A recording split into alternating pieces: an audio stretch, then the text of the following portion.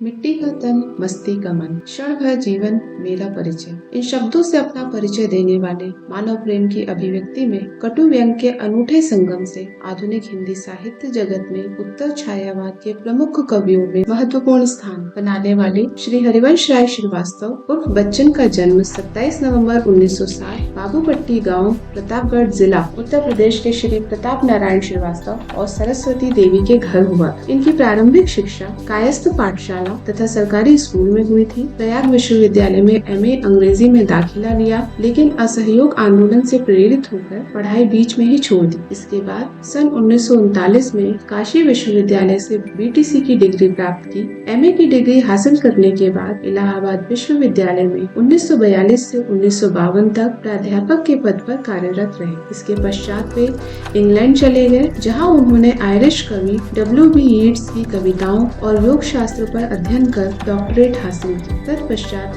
Cambridge विश्वविद्यालय से अंग्रेजी विषय में PhD की उपाधि प्राप्त करने वाले चुनिंदा भारतीयों में से बच्चन भी एक थे। इस तरह बच्चन अपने समय के सबसे ज्यादा पढ़े लिखे साहित्यकारों में थे। भारत लौटने के बाद ऑल इंडिया रेडियो मुंबई में एक निर्माता के रूप में कार्य किया। 1955 में वह दिल्ली चले गए और भारत सरकार ने उन्हें विदेश मंत्रालय में हिंदी विशेषज्ञ के पद पर नियुक्त किया, जहाँ उन्होंने हिंदी को आधिकारिक भाषा बनाने के लिए भी कड़ी मेहनत की। बच्चन राज्यसभा के मनोनीत सदस्य भी रहे। 1926 में उनका विवाह 14 वर्षीय श्यामा बच्चन से हुआ था। 1936 में टीबी के कारण श्यामा बच्चन की असमय मृत्यु हो गई। 5 वर्ष के बाद गायन तथा रंगमंच के क्षेत्र से जुड़ी तेजी बच्चन से उनका विवाह हुआ। इनसे उन्हें 2 पुत्र अमिताभ बच्चन और अजिताभ बच्चन प्राप्त हुए। साहित्य जगत में उनकी अभिरुचि बाल्यकाल से ही रही। स्कूली शिक्षा के दौरान उन्होंने अंग्रेजी कविताओं की रचना की और बाद में उनका हिंदी अनुवाद भी किया। ऐसा कहा जाता है कि उनकी पहली कविता 8 वर्ष की आयु में प्रकाशित हुई थी। रविन्द्रनाथ टैगोर, W.B. यीट्स की कविताओं और उमर खयाम की रुबाइयों का प्रभाव बच्चन की रचनाओं में साफ झलकता है। हरिवंश राय श्रीवास्तव को बाल्यकाल में बच्चन कहा जाता था। उन्होंने इस उपनाम को 1933 में अपनाया और आज भी उन्हें इसी नाम से जाना जाता है। सन 1929 की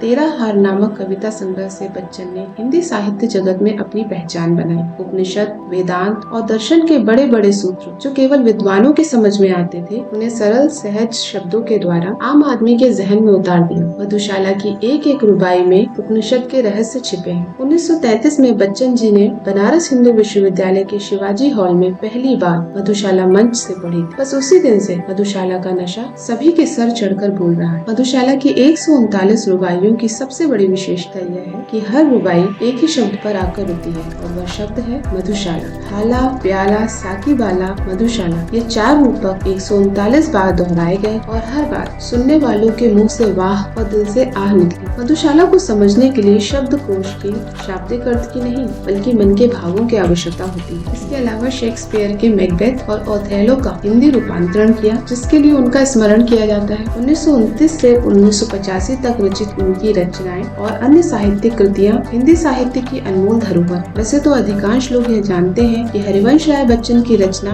अग्निपथ के दोहे 1990 की अमिताभ बच्चन अभिनीत और उसी के साथ 2012 की ऋतिक रोशन अभिनीत फिल्म अग्निपथ में लिए गए, पर कम ही लोगों को यह पता होगा कि मधुशाला का संगीत संस्करण मन्ना डे द्वारा गाया गया था। सबसे प्रचलित और प्रसिद्ध होली गीत अमिताभ बच्चन अभिनीत फिल्म सिलसिला का रंग बरसे, जो आज भी होली के त्योहार में बजाया जाता है, उसके रचयिता भी हरिवंश राय ही हैं। अपने व्यापक कार्य के कारण बच्चन जी को 1969 में साहित्य अकादमी पुरस्कार सम्मानित किया गया। 1976 में पद्म भूषण और सरस्वती पुरस्कार, एफ्रो एशियाई सम्मेलन में सोवियत भूमि नेहरू पुरस्कार और कमल पुरस्कार, 1994 में उत्तर प्रदेश सरकार द्वारा यश भारती पुरस्कार और सन 2003 में उनकी याद में एक डाक टिकट भी जारी किया गया। जीवन के मर्म को गहराई से समझने वाले हालावाद के प्रवर्तक हरिवंश राय जी का 18 जनवरी 2003 में 95 वर्ष की आयु में मुंबई में निधन हो गया। 95 वर्ष के जीवन में बच्चन जी अपने पाठकों और श्रोताओं को दिए अपने कृतियों के तोहफों के जरिए आज भी जीवित हैं, याद किए जाते हैं और चिरस्मरणीय रहेंगे। हरिवंश राय बच्चन जैसे महान कवि कई सदियों में एक ही बार जन्म लेते हैं। उनकी सभी रचनाएं देश के लिए एक अनमोल धरोहर है तथा उनका सम्मान करना और सहेजना हमारा कर्तव्य बनता है। आशा करते हैं कि दी हुई जानकारी से आप सभी लाभान्वित हुए होंगे। क्षेत्रीय ऋण प्रशिक्षण संस्थान भुसावल के इस ऑफिशियल चैनल को लाइक, सब्सक्राइब और शेयर करना न भूलें।